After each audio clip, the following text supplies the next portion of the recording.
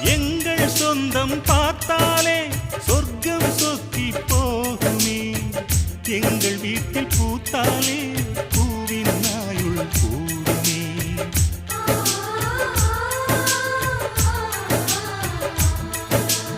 இரண்டு கண்கள் என்றாலும் பார்வை என்றும் ஒன்றுதான். உருவத்திலே தனித்தனிதான், உள்ளம் என்றும் ஒன்றுதான். ஒரு சேவல்தான் நடை காத்தது, இந்த அதிசயம் பாருங்கள். கண்ணனை வாழ்த்துங்கள்.